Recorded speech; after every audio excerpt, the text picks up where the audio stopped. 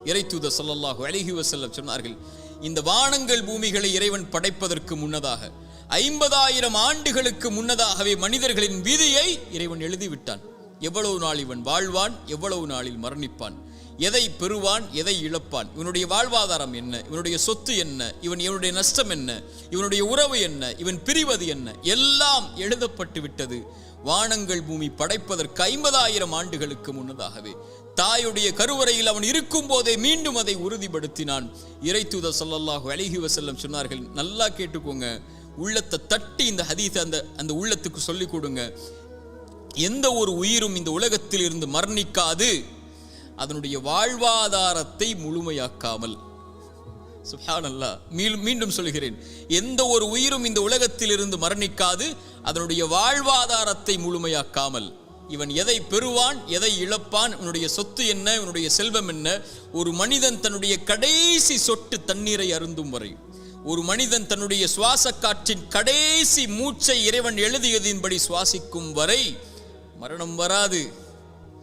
ஏன் பயப்படுகிறாய் எதிர்காலத்தை பற்றி? இது எழுதப்பட்டு விட்டது உன்னுடைய வாழ்வாதாரம். எதை பெறுவாய் என்று, எதை இழப்பாய் என்று, நீ செய்ய வேண்டியதெல்லாம் அதை நோக்கி நகர வேண்டியது மட்டும்தான். சோகம் வந்துவிட்டால், கவலை வந்துவிட்டால், இழப்பு வந்துவிட்டால், பிரிவு வந்துவிட்டால், இருட்டு அறையில் உட்கார்ந்து கொண்டு கண்ணீர் வடிப்பதை விட கிளம்பிச் செல் வெளிச்சத்தை நோக்கி. உனக்கு பெற இருக்கின்ற அதிசயங்கள் ஏராளம் உன்னுடைய எதிர்காலத்தில்.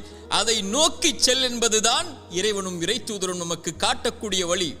மூசாவுடைய தாயிடமிருந்து பாடம் படிப்போம் வாருங்கள். மூசாவுடைய தாய் ஒரு ஆண் குழந்தையை பெற்றெடுக்கிறாள். எப்படிப்பட்ட காலம்! ஃபிரவுன் கொடுங்கோலன் ஆண் குழந்தைகள் பிறந்தால் கையால் அறுத்து தூக்கி எறிந்தான் மனித சிறுவர்களுடைய குழந்தைகளை. மூசாவுடைய தாய் பயந்தார்கள், இந்த குழந்தையை ஃபிரவுன் கண்டுவிட்டால் கொன்று விடுவானே. இறைவன் சொன்னான், மூசாவுடைய தாயை, முடிந்தால் அந்த குழந்தைக்கு உணவை கொடு, இல்லை என்றால் ஆற்றிலே கொண்டு போய் விட்டுவிடு. அவ்வளவுதான், நான் சொல்கிறேன் செய், எதிர்காலத்தை நான் முடிவு செய்கிறேன், நீ செயல்பட, அவ்வளவுதான். என்ன செய்வேன் தெரியுமா? நீ ஆற்றிலே விட்டால் இந்த குழந்தையை உன்னுடைய கரத்திலே மீண்டும் நான் கொண்டு வருவேன். எப்படி? இறைத்தூதர் மூசாவாக. ஆற்றிலே விட்டார்கள். இறைவன் சொன்னான், அவன் பார்த்துக் கொள்வான் எதிர்காலத்தை, இந்த மூசாவுடைய எதிர்காலத்தை என்று. அந்த குழந்தை கரை ஒதுங்கியது எங்கே? ஃபிரவுன் எந்த குழந்தை கையில் கிடைத்தால் அறுத்து விடுவான் என்று பயந்தார்களோ அந்த ஃபிரவுனுடைய அரண்மனையுடைய வாயிலில் எடுத்தார்கள். ஃபிரவுனுடைய மனைவி அழகாக இருக்கிறதை, இதை வளர்த்து விடுவோம் என்று முடிவெடுத்தார்கள். ஃபிரவுன் அதை அந்த குழந்தைக்கு உணவை கொடுப்பதற்கு பெண்களை தேடினான். மூசாவுடைய தாய் அழைத்து கொண்டு வரப்பட்டார்கள். அவர்களுடைய கரத்தில் மூசா அலைஹிஸ்ஸலாம் ஒப்படைக்கப்பட்டார்கள். இறைவன் சொன்னான், திருப்பி கொண்டு வருவேன். எப்படி ஒப்படைக்கப்பட்டார்கள்? இறைத்தூதர் மூசாவாக. மூசாவுடைய தாய் பயந்தார்களா எதிர்காலத்தை? நபி யாக்கூப், நபி யூசுப் அலைஹிஸ்ஸலாம் விட்டார்கள். அவர்களுடைய சகோதரர்கள் கிணற்றிலே பயந்தார்களா? அவர்களை அந்த கிணறு தான் அவர்களை அரண்மனைக்கு கொண்டு சென்றது. அவர்கள் சிறையில் அடைக்கப்பட்டார்கள். அந்த சிறைச்சாலை தான் அவர்களை சிம்மாசனத்திலே உட்கார வைத்தது. நபி யூசுப் பயந்தார்களா?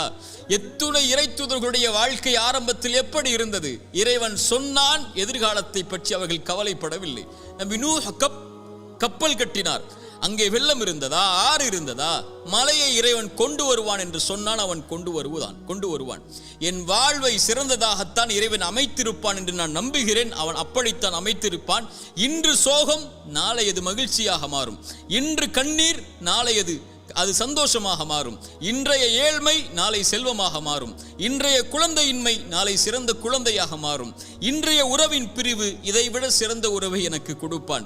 இன்றைய இழப்பு இதைவிட அல்லாஹ் என்னை படைத்த இறைவன் இதைவிட சிறந்த ஒன்றை எனக்கு கொடுப்பான் என்ற நம்பிக்கையில் அவன் நகர்வான் வாழ்க்கையில். இறைத்தூதர் ஸல்லல்லாஹு அலைஹி வஸல்லம் சொன்னார்கள், இறைவன் மீது வைக்க வேண்டிய நம்பிக்கையை நீங்கள் உறுதியாக வைத்தால் எல்லா நேரங்களிலும் என் இறைவன் மீது நம்பிக்கை வைக்கிறேன், அவன் எனக்கு போதுமானவன். இன்றைய கஷ்டத்தை நீக்குவதற்கு அவன் எனக்கு வாக்கு கொடுத்திருக்கிறான்.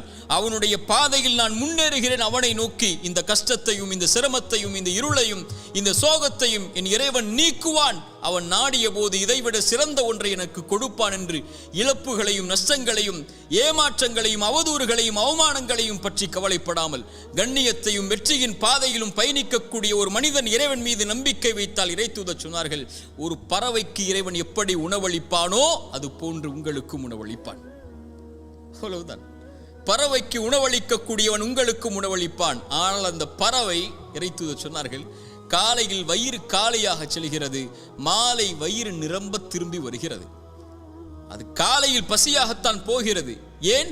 அது கூட்டுக்குள்ளேயே உட்கார்ந்து கொண்டு எனக்கு இறைவன் இந்த கூட்டில் உணவளிப்பான் என்று எதிர்காலத்தை பற்றிய பயத்தோடு உட்கார்ந்து இருக்கவில்லை. கிளம்பி செல்கிறது, இறைவன் உணவளிப்பான் என்று. மாலையில் வயிறு நிரம்ப வருகிறது. அதுபோல் இறைவன் மீது வைக்க வேண்டிய நம்பிக்கையை உறுதியாக, திடமாக, தெளிவாக நீங்கள் வைத்தால் என் இறைவன் என்னை ஒருபோதும் கைவிட மாட்டான் என்று இந்த பறவைக்கு உணவளிப்பதை போல் இறைவன் உங்களுக்கும் உணவளிப்பான். நான் எப்போதும் சொல்வதுதான் ஒரு அறிஞருடைய வார்த்தை.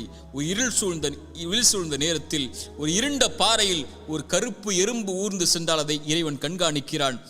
அது நடக்கக்கூடிய சப்தத்தை இறைவன் கேட்கிறான்.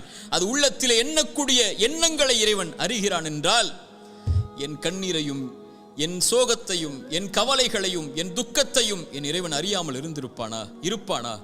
அவன் சொல்லுவதெல்லாம் கிளம்பிச்சல். இருளில் உட்காராதே, சோகம் வந்துவிட்டால். தனிமையில் உட்கார்ந்து கலங்கிக் கொண்டிருக்காதே, பிரிவு வந்துவிட்டால். ஒன்றை இழந்து விட்டால் துவண்டு விடாதே, கிளம்பி செல். அடுத்தடுத்த வாழ்க்கை உனக்கு எதிர்நோக்கி இருக்கக்கூடிய அதிசயங்கள் ஏராளம். உட்கார்ந்து கொண்டால் கிடைத்து விடாது மானிடா, கிளம்பி செல். இறைவன் உன்னை சிறந்த வாழ்க்கையில் வாழ வைப்பான். ஒரு இறை நம்பிக்கை கொண்டவன் எதிர்காலத்தை பற்றிய எந்த பயமும் கொள்ளாமல், கடந்த காலத்தை பற்றிய எந்த கவலையும் கொள்ளாமல், இன்றைய நாளை முறையாக பயன்படுத்தி எதிர்காலத்திற்காக தன்னுடைய வாழ்வை செதுக்குவான். என்ன நடந்தாலும் எது ஆனாலும் என் இறைவனின் நாட்டத்தின்படிதான் நடக்கும் என்ற நம்பிக்கையில், அது இறைவன் நாடியதை நான் பெறும் வரை எனக்கு மரணம் வராது என்ற நம்பிக்கையில் அவனுக்கு இறைவன் அமைத்த நேர்த்தியான, நேர்மையான அந்த விதியின் மீது நம்பிக்கை கொண்டு அப்படிப்பட்ட இறை நம்பிக்கையாளர்களாக நாம் மாறினால் நம்முடைய எதிர்காலத்தை பற்றிய கவலைகள் நம்மை விட்டு மறையும். இறைவன் அந்த பாக்கியத்தை எனக்கும் உங்களுக்கும் தரட்டும். அகூலு கௌலி ஹாதா அஸ்தக்ஃபிருல்லாஹ் லீ வலக்கும். அஸ்ஸலாமு அலைக்கும் வரஹ்மத்துல்லாஹி வபரகாத்துஹு.